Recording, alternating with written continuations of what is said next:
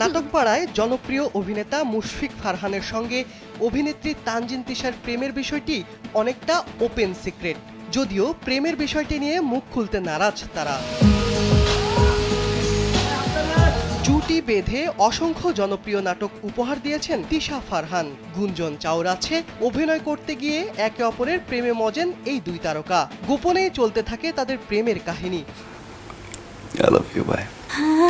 হঠাৎ করে গত বছরের 15 নভেম্বর মাত্রা অতিরিক্ত ঘুমের ওষুধ খেয়ে রাজধানীর একটি হাসপাতালে ভর্তি হন এই অভিনেত্রী। তখনই ফারহানের সঙ্গে তার প্রেমের বিষয়টি প্রকাশ্যে আসে। যদিও কিছুটা সুস্থ হয়েই গণমাধ্যম কর্মীদের এক হাত নেন তিশা। যমুনা ইস্তি, the goodness of purified air. আমার বাসায় এনেছি যমুনা ইস্তি, আপনি কিনছেন তো? এমনকি অসুস্থ শরীরেও ফেসবুক ভিডিও বার্তায় সাংবাদিকদের তুলোধনা করেন এই অভিনেত্রী। ঘনিষ্ঠ সূত্রের খবর, ফারহান তিশা নিজেদের গোপন প্রেম কাহিনী ও আত্মহত্যার ঘটনাটি গোপন রাখতে সমঝোতা করেছিলেন। হঠাৎ করে বুধবার রাতে ফেসবুকে একটি পোস্ট করেন এই অভিনেত্রী। একজন অভিনেতাকে উদ্দেশ্য করে সেই পোস্টটি করেন তিশা। কালবেলার হাতে তিশার ওই স্ট্যাটাসটি এসেছে।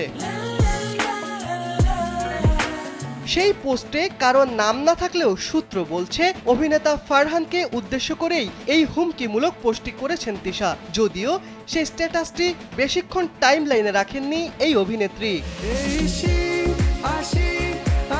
একাধিক প্রেমের কারণে বারবার খবরের শিরোনাম হয়েছেন অভিনেত্রী তিশা। দেশের জনপ্রিয় কণ্ঠশিল্পী ও সঙ্গীত পরিচালক হাবিব ওয়াহিদের সঙ্গেও তার প্রেমের বিষয়টি একসময় ছিল ওপেন সিক্রেট।